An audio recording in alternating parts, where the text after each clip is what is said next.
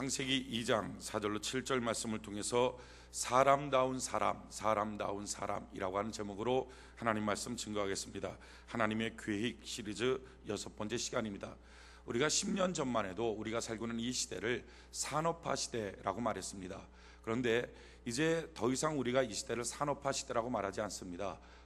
몇 년 전서부터 정보화 시대라고 말합니다. 인터넷과 또 컴퓨터를 통해서 거의 동시간에 세계적인 모든 정보들을 공유하고 있는 시대, 정보화 시대라고 말합니다. 그런데 이제는 정보화 시대라고도 말하지 않습니다. 최근 들어서 우리가 자주 쓰고 있는 용어는 지식화 시대라고 말합니다. 지식 기반 사회라고 말합니다. 그래서 이 시대를 열 수 있는, 현실의 문제를 가장 풀 수 있는 가장 중요한 열쇠는 지식이다라고 말하고, 현재를 부흥하고 발전시킬 수 있는 가장 큰 힘도 지식이다라고 말합니다. 현대에 들어서만 이렇게 지식이 강조되고 중요하게 여겨진 것이 아니라 사실은 오래전서부터 지식이라고 하는 것이 인생 문제를 풀 수 있는 가장 요긴한 자원이라고 강조되었습니다. 우리가 잘 아는 베이컨이라고 하는 철학자는 아는 것이입니다. 우리가 잘 아는 내용이죠. 아는 것이입니다. 이렇게 말을 했습니다.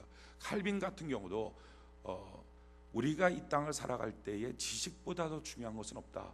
우리가 이 땅을 살아갈 때 꼭 필요한 지식 두 가지가 있다면 그 하나는 하나님을 향한 지식이고 또 하나는 사람들을 향한 지식이다. 이렇게 말하면서 인생의 가장 요긴한 것이 지식이다라고 말하고 있습니다.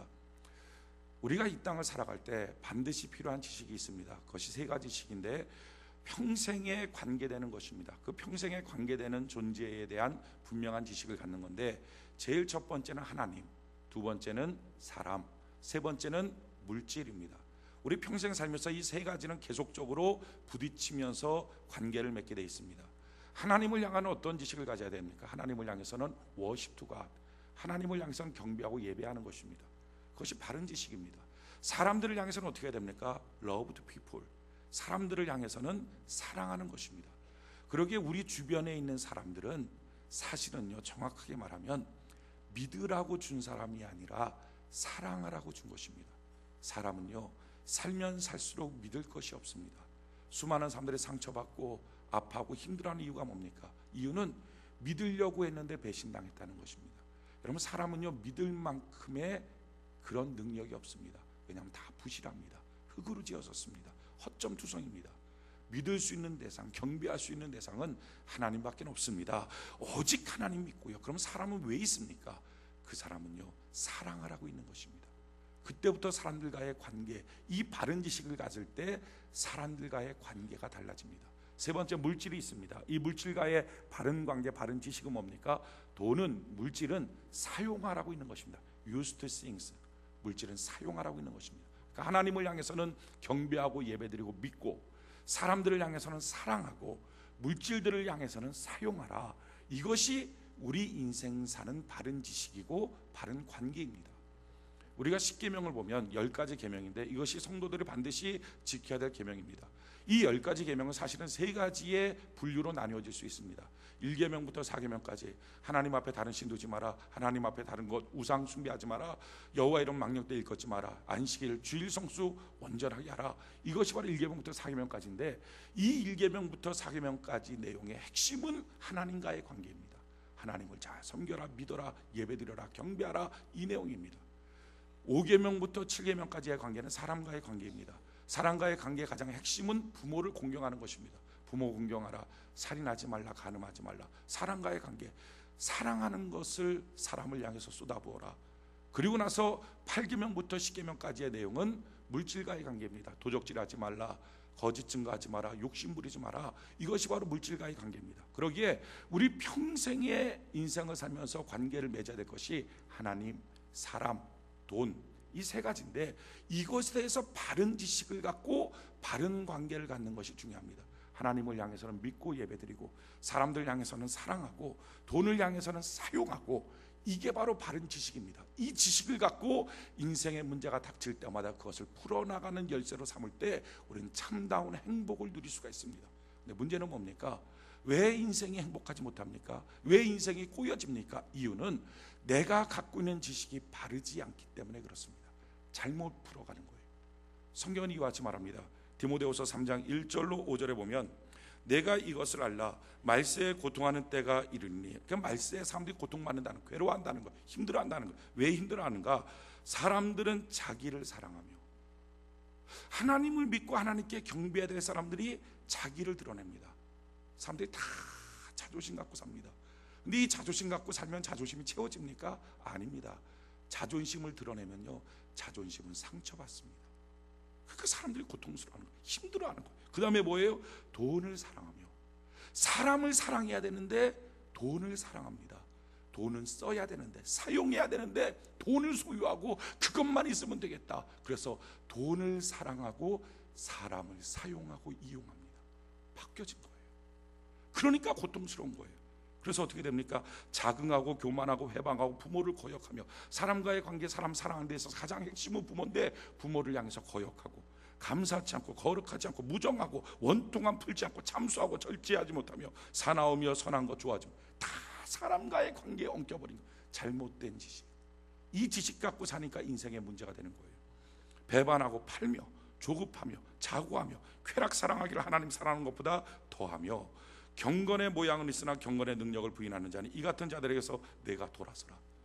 심지어는 예수 믿는 사람도 경건의 모양은 있지만, 내가 예배드리고 기도하고 말씀은 보지만 문제는 뭡니까?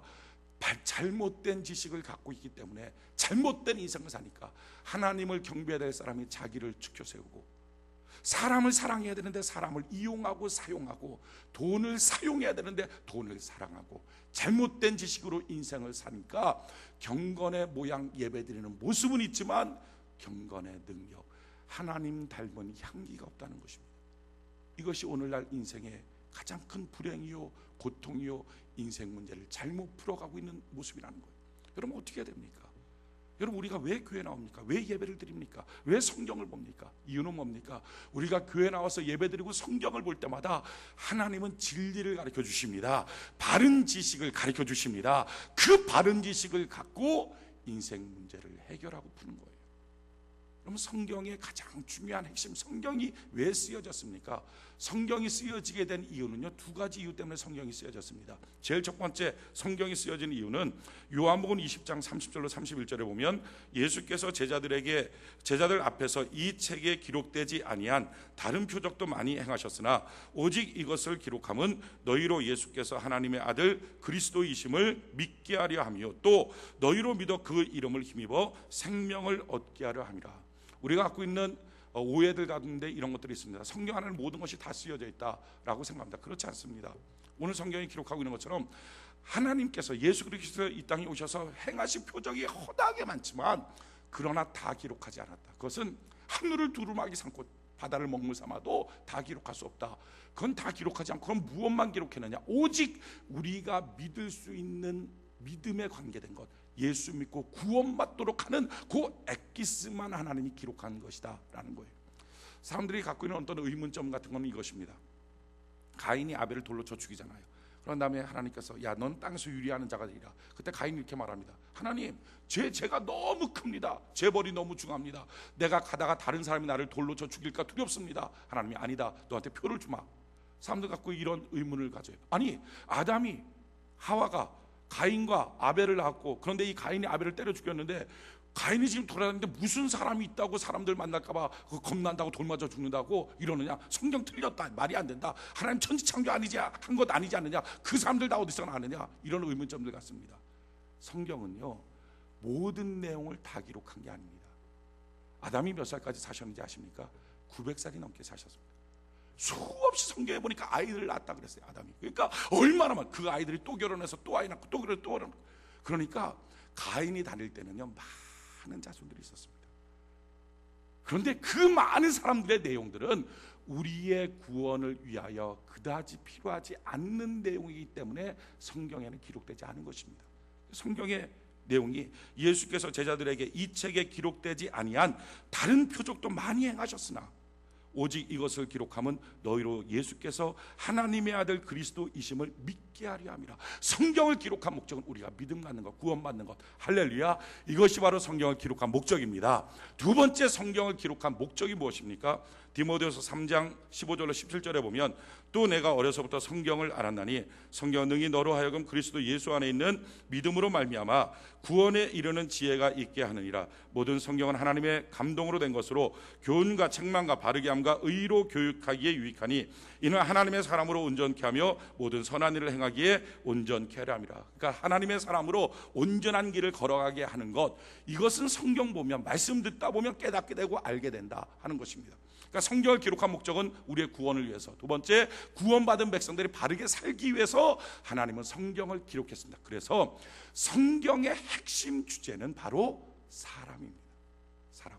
이 성경 안에는 과학도 있고 경제도 있고 수많은 문학적인 요소도 있고 다 있습니다. 그러나 이 모든 것들의 핵심적인 주제, 이거는 사람이에요. 그 사람이 어떻게 살아야 하느냐, 그 사람이 하나님과는 어떤 관계에 있는가, 이 내용을 핵심적으로 설명하고 있는 것이 바로 성경입니다. 이 성경 전체의 테마 주제를 딱 요약하면 사람이 어떤 존재인가, 어떻게 살아야 되는가, 하나님은 이 사람과 무슨 관계가 있는가, 이 얘기예요. 우리가 창세기 1장을 통해 천지 만물을 지으신 하나님에 대해서 쭉 설명합니다. 물론 천지 만물을 지으신 하나님, 야 이렇게 위대하다, 대단하다, 권능 있다, 전능하시다, 이거 아는 것 참 중요합니다. 하지만 훨씬 더 중요한 건 그 하나님이 사람과 어떤 관계에 있는가, 그 하나님이 오늘날 나와는 어떤 관계에 있는가, 그 하나님과 나와는 과연 어떤 모습인가, 이것을 깨닫는 것이 훨씬 더 중요합니다. 그래서 2장에는요 그 내용을 핵심적으로 다루고 있는 거예요. 2장 4절 우리 같이 한번 읽어볼까요? 창세기 2장 4절, 창세기 2장 4절 같이 한 목소리 시작. 여호와 하나님이 천지를 창조하신 때에 천지에 창조된 대략이 이러하니라. 이 대략이라고 하는 단어는 우리가 잘 쓰지 않는 단어입니다. 옛날 단어인데요, 이 대략이라고 하는 말은 정확한 말하면 이겁니다. 엑기스는 이 얘기예요. 쫙 축약하면 이런 뜻입니다. 그러니까 창세기 1장에 나와 있는 창조에 대한 쭉 내용들이 있는데 그 내용을 쫙 요약하면 이 내용이다 하고 쭉 설명하는 게 뭡니까? 사람을 어떻게 만드셨다 하는 내용이에요. 사람. 그런데 이렇게 쫙 축약하면 내용이 뭐냐? 5절, 6절 같이 한번 읽어볼까요? 창세기 2장 5절, 6절 같이 한 목소리 시작. 여호와 하나님이 땅에 비를 내리지 아니하셨고 경작할 사람도 없었으므로 들에는 초목이 아직 없었고 밭에는 채소가 나지 아니하였으며 안개만 땅에서 올라와 온 지면을 적셨더라. 우리는 이 말씀을 보면서 좀 당황합니다. 아니 창세기 1장에 하나님이 천지 만물 다 만드셨는데, 아니 초목이 있고 동물도 다 있고 충만하다, 보기 좋다, 그렇게 했는데 왜 2장에 가서는 갑자기 느닷없이 없냐, 아무것도 없냐, 초목도 없고 밭에 채소도 없고 안개만 자욱하게 올라오는 이게 뭐냐? 그래서 성령에 감동받지 않은 일부 신학자들은 이걸 보면서 야, 이 1장은 다른 데서 뽑아온 거고 2장은 다른 데서 이게 편집설, 성경은 여기저기서 뽑아왔다, 뭐 Y문서, J문서, 그거는요 성령의 감동 없이 제대로 된 바른 지식 없이 성경을 볼 때 잘못되게 착각하는 것입니다. 이 성경 1장과 2장의 내용의 핵심은 뭡니까? 1장은 쭉 천지 만물 창조한 걸 기록해요. 그리고 2장에 가서는 야, 이 천지 만물 기록한 거에 엑기스를 내가 이제부터 다시 설명한다, 다시 요약해서 너희에게 정리해 주겠다 하고 지금 2장을 설명합니다. 근데 그 2장에 설명하면서 이렇게 얘기하는 거죠. 하나님이 천지 만물 지었는데 아직 땅에 비가 내리지 않고 경작할 사람이 없었기 때문에 그곳에는 초목이 없었다, 밭에 채소도 없었다, 안개만 자욱하게 올라오고 있다. 하나님이 천지 만물을 만드셨는데 왜 텅 비어 있는가? 이렇게 생각하면 됩니다. 우리가 공장을 하나 지어요. 공장 하나 짓고 난 다음에 거기다 기계들 탁탁탁 놓습니다. 그럼 물건이 탁탁 나옵니까? 안 그렇습니다. 공장을 짓고 그리고 나서 설계도대로 물건들을 놓고 그 물건 만들 수 있는 어떤 기계들 딱딱딱 놨으면 그걸 다 연결해야 됩니다.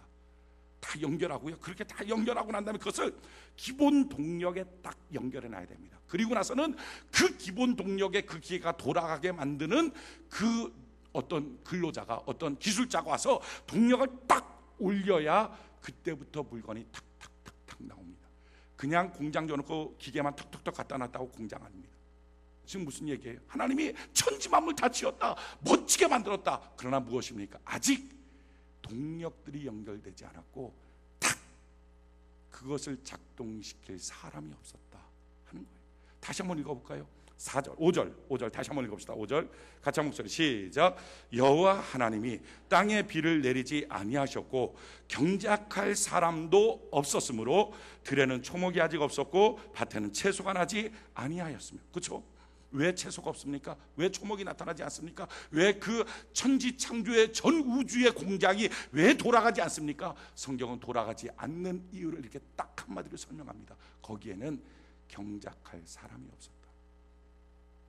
그 공장에는 동력과 딱 연결해서 탁 스위치 온을 하고 작동시킬 기술자가 없었다 하는 거예요. 여러분, 이것은 우리의 인생도 마찬가지입니다. 하나님은 우리의 가정을 행복하게 만들어 주셨어요. 우리의 사업장을 부유하게 만들어 주셨어요. 우리의 직장을 보람차게 만들어 주셨어요. 내게 있는 모든 것들 하나님은 천지만물을 너무 보기 좋게 아름답게 만들어 주셨습니다. 그럼에도 불구하고 왜 하나님이 창조하신 아름다움이, 행복이, 부여가, 권능이 나타나지 않습니까? 치유와 권세가 왜 나타나지 않습니까? 이유는 뭐예요? 다 만들어놨지만 그 만들어 놓은 것을 돌릴 수 있는 경작할 사람이 없다 하는 것입니다. 회사가 있지만 회사를 경작할 사람, 정확하게 우리의 용어로 바꾸면 경영할 사람, 돌릴 사람이 없구나 하는 거예요. 가정을 딱 주셨지만 가정을 정확하게 경작할 사람, 경영할 사람이 없구나. 직장도 다 마찬가지입니다. 기가 막히게 하나님이 아름답게 만들어 주셨지만 아름답게 만들어 주신 그 터전 위에서 경영할 사람이 없습니다. 자, 그렇다면 어떻게 하면 경영하면 됩니까? 우리가 다 경영학 배워야 됩니까? 경영학 대학 가야 되고 대학원에 가서 경영학 공부를 해야 됩니까? 아니에요. 오늘 성경이 말하는 경영할 수 있는 사람, 하나님이 복을 줄 수 있는, 돌아가게 만드는, 천지만물을 회전하게 만드는 그 사람, 경작할 수 있는 사람은 어떤 사람입니까? 그 내용이 7절에 나와 있는 거예요. 7절 우리 같이 한번 볼까요? 7절 같이 한 목소리 시작. 여호와 하나님이 흙으로 사람을 지으시고 생기를 그 코에 불어 넣으시니 사람이 생경이 되지라. 할렐루야. 이렇게 생경이 돼, 살아있는 영적 존재가 된 이 사람이 어떻게 합니까? 이제부터 동물들, 식물들 다 갖다 놓고 이름들을 지어줬습니다. 이름을 지어준다는 것은 위치를 잡습니다. 동력을 연결시킵니다. 넌 이 이름이야, 넌 저 이름이야 라고 할 때 그때부터 그것이 돌아가기 시작하는 역사가 나타나요. 중요한 것은요, 하나님은 우리의 가정을, 우리의 인생을, 우리의 직장을, 우리의 사업장을, 모든 것을 가장 아름답게 충만하게 갖추어 놓으셨습니다. 나타나지 않는 것은 경영할 사람이 없다 하는 거예요. 성경의 주제는 물질이 아니라 사람이에요. 돈이 아니라 사람이에요. 저는 왜 이렇게 돈이 없나요? 저는 왜 이렇게 못 사나요? 저는 왜 이렇게 힘드나요? 저는 왜 이렇게 괴롭나요? 아니다. 하나님은 충만하게 이 땅에 다 주었다. 너의 가정에, 너의 사업장에, 인생에 다 주었다. 문제는 그것을 경작할 사람, 경영할 사람이 없구나. 오늘 이 말씀의 핵심은 뭡니까? 그렇다면 오늘 이 말씀 듣는 우리가 하나님 안에서 경영하는 사람, 경작하는 사람 되는 은혜가 있기를 바랍니다. 자, 경영하고 경작하는 사람은 어떻게 만들어진다고요? 성경이 이렇게 말해요. 하나님이 흙으로 사람을 지으시고, 이 얘기 뭡니까? 하나님의 사람은요 뭐예요? 물질적인 요소를 갖고 있다. 흙으로 만들었다. 그러나 그 물질적인 요소만 갖고서 사람이 되는 게 아니라 그 코에 하나님의 생기를 불어넣어서 비물질적인 요소가 딱 합쳐질 때, 물질적인 요소와 비물질적인 요소가 합쳐져 있는 것, 이게 바로 제대로 된 사람이고 사람다운 사람이고 경영하는 사람이다 라는 거예요. 성경이 이와 같이 말합니다. 마태복음 6장 31절로 32절에 보면, 그러므로 염려하여 이르기를 무엇을 먹을까, 무엇을 마실까, 무엇을 입을까 하지 마라. 이는 다 이방인들이 구하는 것이라. 너희 천부께서 이 모든 것이 너희에게 있어야 할 줄 아시느니라. 여러분, 우리는 물질적으로 만들어졌어요. 흙으로 만들어졌어요. 그래서 우리가 이 땅에 살면서 물질적인 요소들이 필요한 걸 하나님 다 아십니다. 그래서 하나님이 다 공급해 주시겠다 하는 것입니다. 그러나 그것만 공급받으면 사람이냐, 경영할 수 있느냐, 돈만 있으면 회사 굴러가느냐, 돈만 있으면 가정이 행복하냐, 돈만 있으면 인생 문제가 풀어지느냐, 아니다 하는 거예요.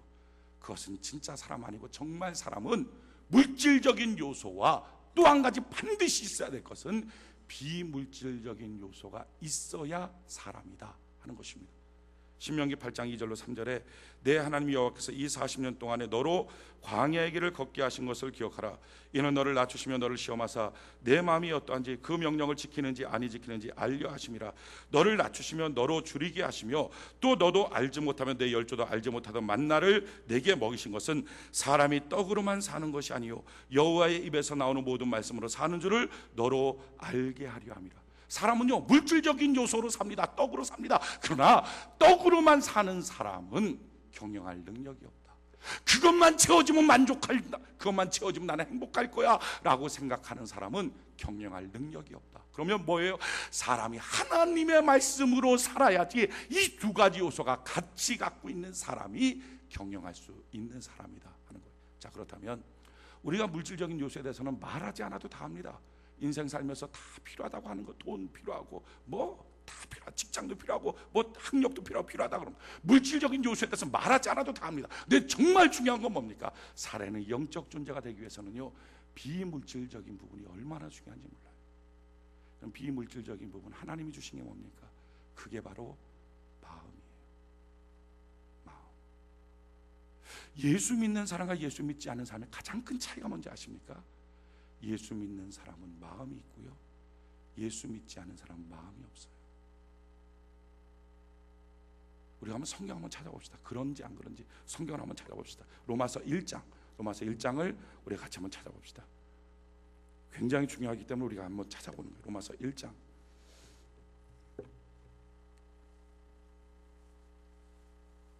로마서 1장 21절 로마서 1장 21절. 혹시 성경 없으신 분은 이 위에 화면을 보시게 되면 본문이 나와 있어요. 로마서 1장 21절 같이 한번 읽어볼까요? 시작. 하나님을 알되 하나님으로 영화롭게도 아니하며 감사치도 아니하고 오히려 그 생각이 허망하여지며 미련한 마음이 어두워졌나요? 자, 보십시오. 하나님을 알되 하나님께 감사하지 않습니다. 하나님과 점점 멀어져 갑니다. 하나님과 점점 멀어져 갈 때 사람들에게 나타나는 현상이 뭡니까? 돈이 떨어져 간다, 건강이 문제가 된다, 사업장에 문제가 된다. 아니요, 그것보다 훨씬 더 중요한 현상, 그것은요 마음이 미련해집니다. 마음에 문제가 생기는 거예요. 자, 그리고 나서 거기서 한 걸음 더 나가죠. 24절 1장 24절 우리 같이 한번 한 목소리 읽어볼까요? 시작. 그러므로 하나님께서 저희를 마음의 정욕대로 더러움에 내어버려 두사. 아멘. 자, 거기까지요. 그럼에도 불구하고 깨닫지 못해. 마음이 점점 더러워지는데 깨닫지 못해. 그랬더니 어떡합니까? 그 마음의 더러움이 점점 쌓이기 시작해요. 마음이 온통 더러워져요. 마침내 이 사람이 어떻게 됩니까? 28절 로마서 1장 28절 같이 한 목소리 시작. 또한 저희가 마음에 하나님 두기를 싫어하며 하나님께서 저희를 그 상실한 마음대로 내어버려. 상실한 마음이 뭐예요? 잃어버린 마음. 마음에 하나님을 거절하고 하나님과 멀어졌을 때 나타나는 현상은요 마음을 잃어버리는 거예요. 예수 믿지 않는 사람의 특징은요 마음이 없어요. 자, 그럼 예수 믿는 사람은 어떻게 됐습니까? 내가 원래 마음이 없던 사람, 마음이 없던 내가 어떻게 됐어요? 예수 믿고 구원받고 뭐가 생겼습니까? 내 안에 마음이 생겼어요. 마음이. 그리고 우리 주님은 어디에 계십니까?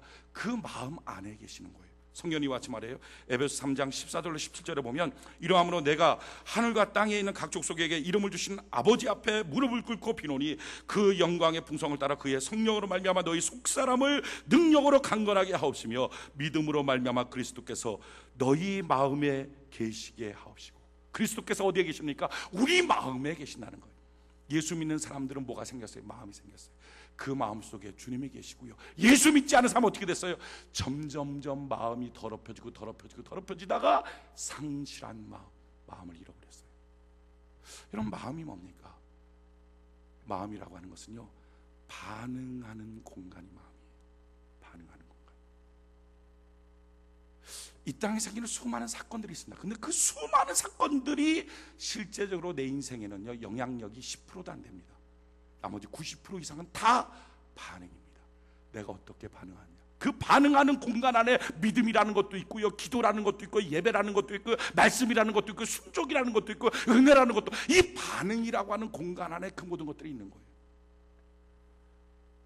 조이스 마이어라고 하는 귀한 자매가 있습니다. 이분이 지금 미국의 라디오 방송에 말씀으로 사는 삶, 그 말씀의 주 강사가 되십니다. 근데 이분은요, 그걸 통해서 얼마나 많은 사람들이 구원을 받고 치유받고 회복되고 은혜 받고, 미국의 최고에서 그분이 말하면 한마디 한마디가 다 잠언입니다. 심지어는요, 그분이 쓴 책이 있는데 뭐 여러 권이죠. 그 중에 한 가지가 우리 번역된 책에 아무것도 염려하지 말라, 이 책이 있어요. 미국 사람들은요, 아무것도 염려하지 말라 그 책을 딱 잡아서 제목만 봐도 울어버려요. 얼마나 대단한 은혜의 사람인지 모릅니다. 그런데 이 사람은요, 굉장히 큰 상처의 사람이었어요. 어렸을 때서부터 자기 의붓 아버지도 아니에요. 자기 친아버지로부터 성폭행을 당합니다. 말할 수 없는 고통을 받아요. 자기가 완전 쓰레기 같은 거예요. 견딜 수가 없는 거예요. 자기 무슨 폐품 같은 거예요. 그가 청소년 때 하나님 앞에 마침내 와서 무릎 꿇고 통곡하며 하나님께 기도했어요. 하나님, 하나님, 자기 아버지라고 부르지도 않아요. 그 짐승 같은 자가 나를 겁탈할 때 하나님은 어디 있었습니까? 하나님 뭐 하고 있었습니까? 아니, 하나님, 왜 내게 이런 일들이 생깁니까? 나는 쓰레기 같습니다. 이게 뭡니까? 하나님, 내 인생에 왜 이런 일이 생깁니까? 왜요? 왜요? 왜요? 통곡하며 부르짖고 울부짖을 때 마침내 하나님이 조이스 마이어에게 말씀하셨어요. 조이스 마이어, 나에게 왜라고 묻기 전에 나를 믿어줄 수는 없겠니? 너가 나한테 왜라고 묻기 전에 나를 좀 믿어줄 수는 없겠니? 근데 그 말씀을 딱 들을 때 조이스 마이어의 마음에 감동이 됐어요. 막 마음속에 완전히 주님이 만져주시는 거예요. 십자가를 지신 주님, 나 때문에 가시면류관 쓰신 주님, 날 그토록 사랑하시는 주님, 내가 주님 믿습니다. 이해는 안 되지만, 그러나 이해 안 되는 이 상황은 천국 가면 주님이 가르쳐 주시니까요. 하나님, 나는 이해는 안 되지만 나는 주님을 믿습니다 하고 주님을 믿는다고 불끈 일어났어요. 그때부터 그 인생이 달라졌어요. 그가 신앙생활을 하다가 신학교를 가고 공부를 하고 마침내 말씀 선포자가 됐어요. 라디오 방송에 나와서 말씀으로 사는 삶 주강사가 돼서 말씀을 선포할 때 얼마나 많은 사람들이 영혼이 바뀌는지 몰라요. 그 여인의 스토리를 하니까 아무것도 염려하지 말라는 제목의 착한 것만 봐도 미국 사람들이 그거 붙잡고 막 우는 거예요. 그렇게 힘들고 고달픈 사람들이 쫓아와서 이 사람한테 수많은 사람들이 와서 상담을 받습니다. 상담 받는 사람들 대부분이 성폭행 당했어요. 저는 마약 중독자의, 집으로부터 버림받았어요. 부모가 날 버렸어요. 내 사랑하는 사람이 날 버렸어요. 수많은 상처받은 사람들, 자기를 폐분처럼 쓰레기같이 자기를 생각하고 있는 사람들이 이 조이스 마이어 찾아와서 울면서 얘기해요. 그럴 때 조이스 마이어 자기의 얘기를 하는 거예요. 내가 이런 인생, 이런 삶이었어요. 그때 내 하나님이 내게 이렇게 말했어요. 나에게 왜라고 묻기 전에 나를 믿어줄 수는 없겠네. 그런데요, 그 말을 듣는 사람들이 막 다 마음이 바뀌는 거예요. 위로받는 거예요. 힘을 얻는 거예요. 이 자매님이 이렇게 말했어요. 내 인생의 고통과 상처를 아직도 나는 이해하지 못합니다. 그러나 천국 가면 주님은 나를 이해시켜 주시고 설득시켜 주실 것입니다. 그러나 분명한 한 가지는 압니다. 내 인생이 쓰레기가 아니라 가치 있다는 것을. 그 수많은 상처가 도리어 내 인생에 꽃을 피게 하고 그것 때문에 수많은 영혼을 구원할 수 있는 값진 인생이라는 것을. 그럼 보십시오. 이 귀한 자매, 사건이 그 인생을 만들어갑니까? 그의 반응이 그 인생을 만들어갑니까? 사건은 그에게 끼친 영향이 10%도 안 되지만 90%만큼 그 반응이, 하나님을 믿자 하는 그 반응이 그의 인생을 만들어가는 거예요. 그럼 우리 인생 마찬가지예요. 우리 인생 사건이 만들어가는 게 아니라 우리의 반응이 만들어가는 것입니다. 문제는 뭐예요? 예수 믿지 않는 사람들은요, 반응할 수 있는 마음이 없어요.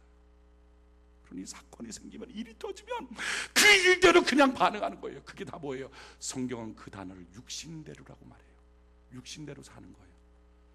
화난 거 느끼니까 분노해버리고, 싫은 거 느끼니까 미워해버리고, 답답한 거 느껴지니까 막 짜증내버리고 도망치고 싶고, 느껴지고 보여지고 만나지고 만져지는 그대로 반응되고, 반응되되 그냥 반응하는 게 아니라 증폭해서 반응하고, 육신대로 내게 들어오는 사건 앞에 그것을 하나님의 뜻이 뭔지 하나님의 계획이 뭔지 물을 수 있는 마음이라는 공간이 없는 거예요. 여러분, 예수 믿는 사람의 특권이 뭡니까? 우리가 주님께 받은 은혜가 뭡니까? 우리 하나님 마음이 있습니다. 아멘이십니까? 우리 마음속에 주님이 계시는 거예요. 문제는 내 마음속에 주님이 계시는데요, 그 주님을 만나지 못하는 사람들이 너무 많아요. 왜 그래요? 그 마음이 온통 죄로 얼룩져 있어서 오염돼서, 오염되어 있는 마음, 오늘 이 시간 예배 때 제거하는 것입니다. 성경은 이와 같이 말합니다. 열왕기하 2장 19절로 22절에 보면 엘리사 선지자가 여리고라고 하는 동네로 들어가요. 그 동네로 들어갔더니 거기에 사람들이 몰려와서 엘리사 선생님한테 이렇게 말해요. 선생님, 이 마을이 참 보기에 너무 좋지 않아요? 위치도 좋고요, 풍광도 좋고요, 경치도 참 좋습니다. 근데 문제는요, 이 마을에 근원된 물이 안 좋아요. 그래서 그 물이 안 좋아서 그 물이 흘러가는 곳마다 그 물이 뿌리에 닿으면 토지 소산에 그 열매들이 그냥 익기도 전에 뚝뚝뚝 다 떨어지고, 심지어는 이 물을 먹는 양떼나 소떼나 새끼 뵌 거 다 떨어지고, 사람도 이 물 먹고 나면 아이까지 낙태하고, 물이 안 좋아요. 이 물 좀 고쳐주세요. 그때 엘리사 선생님이, 그래, 그럼 새 그릇을 갖고 와라. 그리고 그 새 그릇에다가 소금을 담아라. 그래서 그걸 갖고 가서 물 근원에 가서 그 소금을 뿌려가면서, 여호와께서 이 물 근원을 오늘 치료했으니 다시는 저주와 사망이 이 물에서 떠나가고 온전한 생명과 축복의 역사가 있을지어다 던지는 거예요. 그때부터 치료받는 거예요. 사람도 마찬가지예요. 위치, 풍광, 경치, 겉모습 아무리 좋아도 근원이 썩으면 가는 곳마다 썩은 거예요. 하는 것마다 썩는 거예요. 사람의 근원이 뭐예요? 뭐가 사람의 근원이에요? 성경은 사람의 근원을 바로 마음이라고 말해요. 성경이 같이 말합니다. 잠언 4장 23절에 무릇 지킬 만한 것보다 더욱 내 마음을 지키라. 생명의 근원이 이에 선함이니라. 문제는요, 우리 마음이 오염된 거예요. 예수 믿고 구원받고 우리에게 마음을 주셨는데 그 마음 관리를 못해서 온갖 것으로 오염됐어요. 세속으로 그냥 온갖 오염, 죄로, 저주로, 질병으로. 이 마음에 받는 스트레스가요, 육신이 받는 질병의 70%가 마음의 스트레스입니다. 성경은 이런 말이래요. 잠언 18장 14절에 보면 사람의 심령은 그 병을 능히 이기거니와 심령이 상하면 그것을 누가 일으키겠느냐. 사람의 심령은요, 그 병을 이겨버린대요. 근데 심령이 상한 사람, 마음 부패하고 상한 사람은 어떻게 해결되겠느냐. 갈라디아서 5장 19절 23절에 보면 우리 마음이 얼마나 세속으로 물들어 있는지, 육체에 이른 현재는 곧 음행과 더러운 것과 호색과 우상숭배와 술수와 원수 맺는 것과 분쟁과 시기와 분냄과 당짓는 것과 불리함과 이단과 투기와 술취함과 방탕함과 또 그와 같은 것들이라. 온갖 것들이 다 들어오는 거예요. 제가 조선일보를 보니까 최불암 선생님이 이런 얘기를 했어요. 탤런트라고 하는 게 뭐냐, 그 탤런트라고 하는 것은 노크 없이 그 사람의 안방에 들어갈 수 있는 유일한 사람이다. 맞더라고요. 우리는 얼마나 많은 정보 매체, 얼마나 많은 TV 프로그램을 통해서 노크 없이 그 사람이 들어옵니까? 들어와서 온통 내 마음을 세속으로 물들어놔요. 사람을 볼 때 정상적으로 봐야 되는데 호색, 음탕함, 좋은 관계가 될, 사랑해야 될 관계에서 분노, 미움, 다툼, 시기, 욕심, 이 모든 것들이 우리의 마음에서부터 세속으로 꽉 차 있는 거예요. 이게 차 있으니까요, 이 안에서 주님을 발견할 수가 없는 거예요. 오늘 여러분 어떻게 하면 해결됩니까? 성경이 이렇게 말해요. 새 그릇에 소금 담아서 뿌려라. 여러분, 우리가 먼저 주님 안에 이 새 그릇 준비하는 은혜가 있기를 바랍니다. 새 그릇, 마음을 새 그릇 준비하는 이 새 그릇이 뭐예요? 우리의 생각나는 모든 죄를 예수 그리스도의 이름으로 회개하는 은혜가 있기를 바랍니다. 성경은 이와 같이 말합니다. 요한일서 1장 9절에 만일 우리가 우리 죄를 자백하면 저는 미쁘시고 의로우사 우리 죄를 사하시며 모든 불의에서 우리를 깨끗게 하실 것이요. 여러분, 모든 불의에서 우리를 깨끗게 하시는 하나님의 사랑이 있는 줄로 믿습니다. 그러기에 기억나는 모든 죄악들을 하나님 앞에 하나씩 하나씩 고백하고 자기 마음을 들여다보면 주님 만나야 되는데 주님 못 만나는 거예요. 어떤 사건과 일이 딱 생기면 이 사건과 일 가운데 하나님의 뜻이 뭔지, 하나님의 계획이 뭔지, 하나님의 마음이 뭔지를 느껴야 되는데 하나님의 마음, 뜻과 계획을 느낄 수가 없어요. 왜? 온통 그 그릇이 오염돼 있어서. 주님 만나려면요, 그 그릇에 있는 더러운 것들을 제거하십시오. 제거하다 보면 상처가 느껴져요. 죄라고 하는 것이 그냥 생긴 게 아니라 어떤 나름대로의 상처들 때문에 그것이 죄가 뿌리내리고 생긴 거예요. 그 상처 앞에 자기가 해결하지 못하니까 예수의 보배로운 피를 그 상처에 바르십시오. 그리고 주님 앞에 기도하십시오. 그 은혜의 보좌 앞으로 나가십시오. 그리고 내 마음속에 계신 주님을 만나십시오. 나를 얼마나 사랑하시는지, 이 사건과 이 일 앞에 하나님은 어떤 계획을 갖고 그 반응을 갖는 것, 그 반응 가운데 주님의 뜻을 묻고 주님의 뜻대로 순종하는 반응을 갖는 것, 예수 닮은 사람, 마음이 살아있는 사람, 영적인 사람. 성경은 이와 같이 말합니다. 요한계시록 3장 15절로 20절에 보면요, 내가 내 행위를 아노니 내가 차지도 아니하고 더없지도 아니하도다. 내가 차든지 더없든지 하기를 원하노라. 내가 이같이 미지근하여 더없지도 아니하고 차지도 아니하니 내 입에서 너를 토하여 내치리라. 내가 말하기를 나는 부자라 부유하여 부족한 것이 없다 하나 내 곤고한 것과 가련한 것과 가난한 것과 눈먼 것과 벌거벗은 것을 알지 못하는도다. 내가 너를 권하노니 내게서 불로 연단한 금을 사서 부유하게 하고 흰옷을 사서 입어 벌거벗은 수치를 보이지 않게 하고 안약을 사서 눈에 발라 보게 하라. 무릇 내가 사랑하는 자를 책망하여 징계하노니 그러므로 내가 열심을 내라 회개하라. 볼지어다 내가 문 밖에 서서 두드리노니 누구든지 내 음성을 듣고 문을 열면 내가 그에게로 들어가 그로 더불어 먹고 그는 나로 더불어 먹으리라. 여러분, 이 문의 특징은 뭡니까? 밖에는 문고리가 없어요. 주님이 지금 밖에서 문 두드리고 있거든요. 안에만 문고리가 있어요. 이 문은요, 주님이 열지 못해요. 내가 여는 거예요. 이 내용의 본문에 해당되는 교회가 바로 라오디게아 교회입니다. 이 라오디게아 교회는요, 2000년 전에 세워졌던 소아시아에 있는 교회입니다. 요한계시록에 나와 있는 7개 교회 중에 한 교회예요. 그런데 이 7개 교회 중에 한 교회는, 이 라오디게아 교회는 특징이 있었습니다. 다른 교회 6개 교회는 다 핍박이 있었든지 아니면은 이단이 들어왔든지 아니면 도덕적인 타락이든 뭔가 교회 안에 문제가 있었어요. 갈등이 있었어요. 그런데 이 라오디게아 교회만큼은요, 핍박도 없었고 이단도 없었고 도덕적인 타락도 없어요. 갈등이 없어요. 겉으로 보면 너무 은혜롭고 평화로운 교회예요. 게다가 그 지역은요, 굉장히 부유한 지역입니다. 모피 공장이 있어서 동네 사람들 다 모피 입고 다니고요, 의과대학, 기가 막힌 세계적인 의과대학이 있어서 다 쟁쟁한 사람들이 있는 거예요. 기가 막히게 돈 많이 버는 그런 사람들이 그 동네 사니까 그 사람들이 그 교회 성도였어요. 그 성도는 다 자기가 부자라고, 대단하다고, 이 정도면 괜찮지 않냐고 그렇게 하고 다니는, 교회 안에 문제도 없지 않냐, 나머지 6교회 봐라 얼마나 문제투성이, 우리 교회는 이렇게 은혜로운 교회다, 그렇게 말하고 있었어요. 그런데 그 교회를 향해서 주님이 진단하는 거예요. 너의 가련한 것과 벗은 것과 눈먼 것과 병든 것을 내가 알지 못한다. 무엇을 보고 계십니까? 지금 주님은 그들의 마음을 보는 거예요. 마음을 잃어버린 자들, 나타나는 환경과 조건 앞에 그 조건과 환경 때문이라고 항상 말하면서 그럴 수밖에 없었잖아요. 이런 환경이니까, 저 사람 나를 기분 나쁘게 하니까, 저 일이 내게 힘들게 하니까, 저 사건이 내게 생겼으니까 나는 이렇게 반응할 수밖에 없었잖아요. 그 얘기는 뭡니까?